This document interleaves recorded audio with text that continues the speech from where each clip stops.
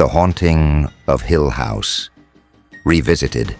In a quiet town shrouded in mist, Hill House had long been abandoned. Its walls bore the weight of untold horrors, whispered about in hushed tones by the locals. After years of silence, a new chapter began when the wealthy Harrington family purchased the property, determined to restore it to its former glory. They dismissed the tales of its cursed past as mere superstition. Little did they know Hill House was far from dormant. It was waiting. The Harrington family consisted of Henry, a successful architect, his wife, Evelyn, an interior designer, and their two children, 16-year-old Lila and 8-year-old Tommy. The family was excited about their new venture, viewing the dilapidated mansion as a challenge rather than a threat. As they moved in, the air inside the house felt heavier, almost alive. Lila was the first to notice the peculiarities. She heard faint whispers at night, calling her name. Tommy spoke of an imaginary friend he called Mr. Hollow, a shadowy figure he claimed lived in the walls. Evelyn began experiencing vivid nightmares of drowning in darkness, while Henry, ever the skeptic, brushed off their concerns. The first week passed without major incidents, but subtle changes were taking place. The temperature in the house would drop inexplicably. Objects moved on their own. Mirrors reflected things that weren't there, and the house seemed to have an insidious pull, drawing the family deeper into its labyrinthine corridors. While renovating the library, Henry discovered a hidden compartment behind an old bookshelf. Inside was a journal belonging to the house's original owner, Nathaniel Graves. The journal chronicled strange rituals conducted in the house, referencing an ancient entity known as the Watcher. Graves had built the house not as a home, but as a vessel to trap this malevolent force. As Evelyn read the journal, she felt an overwhelming sense of dread. The more she learned about the rituals, the more the house seemed to react, groaning, shifting, and exuding a sense of malevolence. Lila, drawn by an unseen force, found herself wandering into forbidden parts of the house. One night, she discovered a room that wasn't on the blueprints. It was filled with strange symbols etched into the walls and an old, decayed altar at its center. Tommy, meanwhile, grew increasingly attached to his friend, Mr. Hollow. He began speaking in riddles and singing eerie lullabies in a language no one recognized. Evelyn caught him drawing unsettling images. A tall, shadowy figure with hollow eyes standing over their family. As the renovations progressed, the activity in Hill House escalated. The family began experiencing shared hallucinations, visions of the past residents, their anguished faces pleading for help. Lila was tormented by nightmares of being trapped in the hidden room, unable to escape as shadowy hands reached for her. Evelyn decided to seek help from a local historian, Martha Sinclair, who was familiar with the house's dark history. Martha revealed that Hill House had a history of driving its inhabitants to madness. Those who survived spoke of the Watcher, an ancient entity bound to the house but growing stronger with each soul it consumed. Martha warned the Harringtons to leave immediately, but it was too late. The house had already marked them. One stormy night, the family found themselves trapped inside the house. The doors wouldn't budge, the windows refused to break, and the air grew suffocating. The house began to shift, its layout twisting and turning like a living maze. Tommy disappeared first, lured by Mr. Hollow into the hidden room. When the family found him, he was standing at the altar, his eyes glazed over. The room came alive, the symbols on the walls glowing as shadowy figures emerged from the darkness. Lila, desperate to save her brother, confronted the entity. She realized that the Watcher fed on fear and chaos, using the house as its prison and hunting ground. Evelyn, recalling the rituals from the journal, tried to replicate a binding spell to contain the entity once more. As Evelyn performed the ritual, the house fought back. The walls bled, the floors trembled, and ghostly apparitions swarmed the family. Henry, finally believing in the supernatural, sacrificed himself to distract the entity, allowing Evelyn to complete the spell. In a blinding flash of light, the house fell silent. The Watcher was subdued, but the cost was immense. Henry was gone, and the family was forever scarred. They left Hill House the next morning, vowing never to return. Hill House now stands as it always has, silent, foreboding, and waiting. The Watcher may be bound, but the house remains a vessel of darkness, drawing in the curious and the brave. And in the quiet of the night, if you listen closely, you can still hear whispers emanating from its walls, a chilling reminder that Hill House never truly lets go of its prey. The lure of Hill House. After leaving Hill House, the surviving Harringtons, Evelyn, Lila, and Tommy, tried to rebuild their lives. They moved to a small town far away, hoping to escape the nightmares that haunted them. But Hill House was not done with them. Evelyn found herself plagued by vivid dreams of the house. In these dreams, she would wander its dark hallways, hearing Henry's voice calling her name. The dreams became more intense, showing her the faces of the souls trapped inside, including Henry's. Lila, once quiet and withdrawn, began researching the occult, desperate to understand the power that had taken her father. Tommy, who had barely spoken since their escape, started talking to Mr. Hollow again, despite no longer being near Hill House. One night, Evelyn awoke to find Tommy missing from his bed. Panic set in as she searched the house, only to find him sitting in the living room, staring at the television. The screen was filled with static, but Tommy seemed mesmerized. "They're calling us back," he whispered, his voice unnaturally deep. Evelyn realized that Hill House's pull was stronger than she'd feared. It wasn't just a house, it was a sentient force, and it wanted them to return. Unable to ignore the growing signs, Evelyn and Lila decided to confront the house once and for all.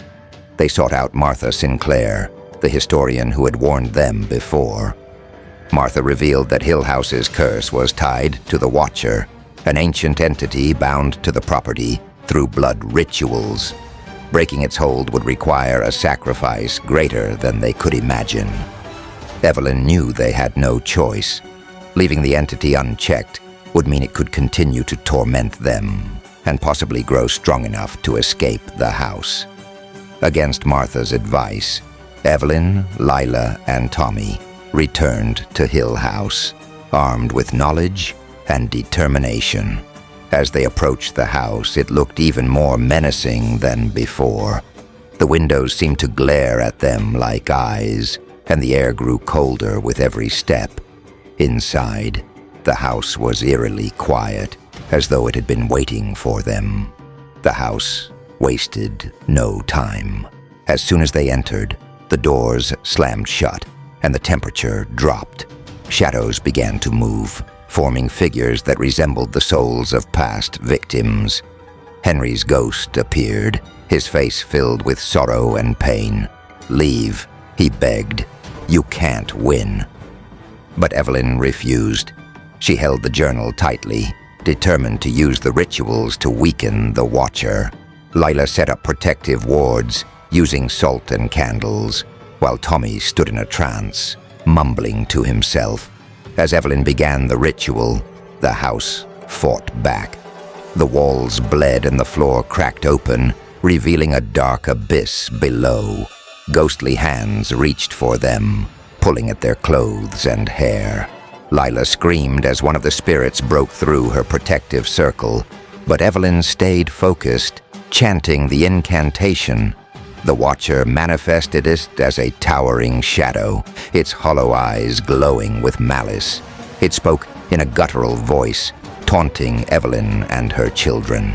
"You cannot defeat me. Your blood will strengthen my hold." But Evelyn was prepared. She drew a knife from her bag and cut her palm, letting her blood drip onto the altar. The symbols glowed brighter, and the entity recoiled, screaming in pain. "Lila, now!" Evelyn shouted. Lila lit the candles, creating a ring of fire around the altar. The flames rose higher, consuming the darkness. The Watcher lunged at Evelyn, but Henry's ghost stepped forward, shielding her. "I won't let you take them," he roared, his spectral form glowing with light. The entity screamed in rage as Henry pushed it back into the abyss. With a final chant, Evelyn completed the ritual. The house shook violently, and a deafening roar filled the air. The shadows dissolved, and the abyss closed. The Watcher's presence faded, leaving only silence. When the Harringtons emerged from Hill House, the sun was rising, casting warm light over the property. The house looked lifeless, its dark aura gone. Evelyn felt a sense of relief, but also profound sadness. Henry was gone, his spirit having sacrificed itself to save them. Martha met them at the edge of the property, her face a mixture of shock and admiration. "You did it," she said. "The Watcher is gone." Evelyn nodded, tears streaming down her face. But at what cost? The family left Hill House for good, vowing never to return. Though the entity was defeated, the memories of their ordeal would haunt them forever. The house, now an empty shell, stood as a reminder of the horrors it once contained. And yet, in the stillness of the night, some say you can still hear faint whispers emanating from its walls. Hill House may be dormant, but its story is far from over. The lingering shadows. Months after leaving Hill House, Evelyn, Lila, and Tommy tried to settle into a semblance of normal life. They moved to a small coastal town, far from the shadow of the cursed mansion. Evelyn found work as a librarian. Lila focused on her studies, and Tommy underwent therapy to help him recover from his traumatic experiences. But the scars left by Hill House ran deep. Lila often found herself drawn to books about the occult and the supernatural. She couldn't shake the feeling that something wasn't finished. Late at night, she'd dream of Hill House. Not the crumbling structure they had escaped, but a vibrant, living version. Its halls filled with laughter and light. Yet in the dreams, there was always a shadow, lingering just out of sight. Tommy, meanwhile, continued to speak of Mr. Hollow. His therapist dismissed it as a coping mechanism, but Evelyn knew better. She had started hearing whispers again. Soft, almost imperceptible, but unmistakably familiar. One evening, Lila found a package on their doorstep. Inside was an old weathered photograph of Hill House, taken long before their time. Scrawled on the back in an unfamiliar hand were the words, "It's not over." Evelyn immediately contacted Martha Sinclair, the historian who had helped them before. When Martha saw the photograph, her face went pale. "This is a warning," she said. "Hill House may be dormant, but its influence is spreading. The Watcher may not be fully destroyed." Martha explained that the rituals Evelyn performed had weakened the Watcher, but not banished it completely. The entity was tied to the land and the house, and as long as Hill House stood, the Watcher's power could return. Evelyn felt a cold knot of fear in her stomach. "What do we do?" she asked. "There's only one way to end this," Martha replied. "Hill House must be destroyed, but that won't be easy. The house is more than wood and stone. It's alive. It will fight back." Reluctantly, Evelyn, Lila, and Tommy agreed to return to Hill House one final time. This time, they came prepared, armed with knowledge, protective charms, and tools to burn the house down. Martha accompanied them, bringing her expertise and determination to end the curse, once and for all. As they approached the house, it seemed different. The once decrepit mansion now looked almost restored, its windows gleaming and its facade freshly painted. But the air was thick with a sense of dread. "This is wrong," Lila whispered. "It's trying to trick us." The group entered cautiously, finding the interior pristine, as though it had been frozen in time. The furniture was intact, the walls free of cracks, and a faint melody played from an unseen piano. It was as if the house were welcoming them home. But the illusion quickly shattered. The walls began to bleed, the air grew cold, and shadowy figures emerged, their hollow eyes fixed on the intruders. Evelyn and Martha worked quickly to prepare the house for destruction. They spread accelerants throughout the rooms while Lila and Tommy kept watch. The shadows grew more aggressive, clawing at them and whispering taunts. In the heart of the house, they found the hidden room again. This time, the altar was glowing with a sickly green light, and the Watcher's presence was palpable. "You cannot destroy me," the entity's voice boomed, shaking the walls. "This house is my domain. Your flames will not touch it." But Evelyn was resolute. She stepped forward, clutching a small vial of consecrated oil. "You don't belong here," she said, her voice steady. "You've taken enough lives." She poured the oil onto the altar, reciting a prayer of cleansing. The shadows screamed and writhed as the altar cracked, releasing a blinding light. Lila and Tommy joined her, chanting the incantation they had learned from Martha. The house trembled violently, its walls splitting open to reveal a swirling void of darkness. Martha, standing by the doorway, lit a match and dropped it onto the accelerants. Flames erupted, consuming the house in seconds. The group ran outside, watching as Hill House burned, its screams echoing into the night. When the fire finally died, nothing remained of Hill House but ashes. The air felt lighter, and the oppressive presence was gone. Evelyn, Lila, Tommy, and Martha stood in silence, feeling a weight lift from their shoulders. "It's over," Martha said softly. But Evelyn wasn't so sure.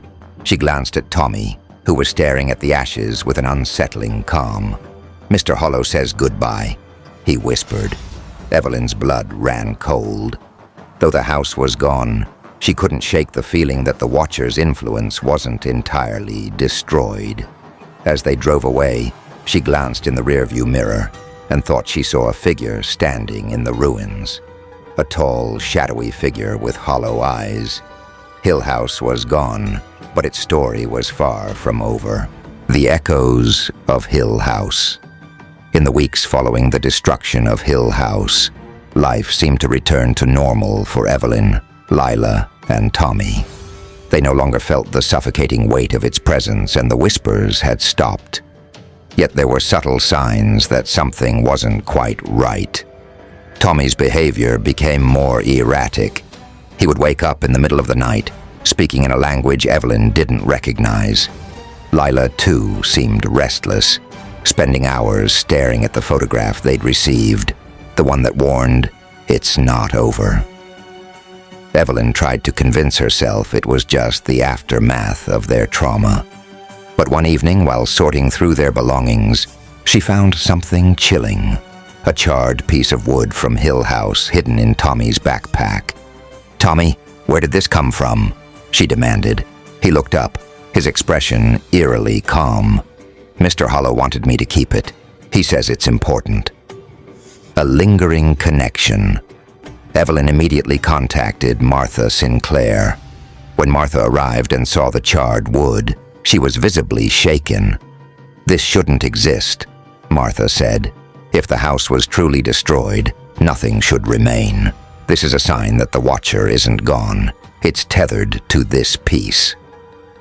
Lila overheard their conversation and suggested a horrifying possibility. What if the Watcher had found a new vessel? "Tommy," Evelyn whispered, her heart sinking. Martha explained that entities like the Watcher often sought new hosts when their physical anchors were destroyed. If Tommy had been marked, it could explain his strange behavior. "We have to act quickly," Martha warned. "If the Watcher fully possesses him, we may lose him forever." The Ritual of Severance. Martha revealed an ancient ritual that could sever the Watcher's connection to Tommy. However, it was risky. The ritual required them to confront the entity directly and could backfire, leaving Tommy permanently under its control. Desperate to save her son, Evelyn agreed. They prepared a sacred space in their home, using protective symbols and candles to create a barrier. Tommy was placed in the center, seemingly calm, but eerily detached. As Martha began the ritual, the air grew heavy, and a deep growl emanated from Tommy's throat. His eyes turned black, and he began to laugh, a cold, inhuman sound. "You think you can rid yourselves of me?" The Watcher's voice echoed through the room. "I am eternal. You are mere insects." Evelyn stepped forward, clutching the charred wood. "You don't belong here," she said, her voice trembling but firm. "Let my son go." The entity roared, and the candles flickered violently. Shadows began to gather, clawing at the protective barrier. Lila joined the chant, her voice steady despite the chaos. Tommy's body convulsed as the Watcher fought to maintain control. Evelyn held onto him, tears streaming down her face. "Tommy, fight it. Come back to me." A mother's sacrifice. The ritual reached its climax as Martha threw the charred wood into a fire. Reciting the final incantation, the Watcher screamed in rage, its shadowy form manifesting in the room. It lunged at Evelyn, who instinctively shielded Tommy with her body. In that moment, Evelyn realized what she had to do.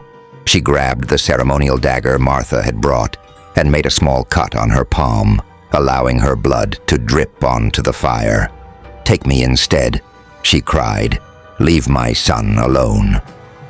The Watcher hesitated, its form wavering.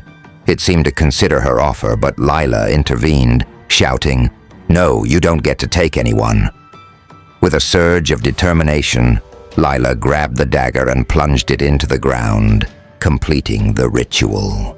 A blinding light filled the room, and the Watcher let out a final ear-piercing shriek before vanishing. A fragile victory. When the light faded, Tommy collapsed into Evelyn's arms, unconscious, but alive. The oppressive presence was gone, and the house felt peaceful for the first time in months. Martha inspected the area and confirmed that the Watcher's connection had been severed. "It's over," she said, though her tone was cautious. Evelyn wasn't so sure. Though the immediate danger was gone, she couldn't shake the feeling that they hadn't seen the last of the Watcher. Its final words echoed in her mind. "I am eternal." As the family tried to move forward, Evelyn made a vow. She would protect her children at any cost. Hill House was gone, but the battle against the darkness was far from over.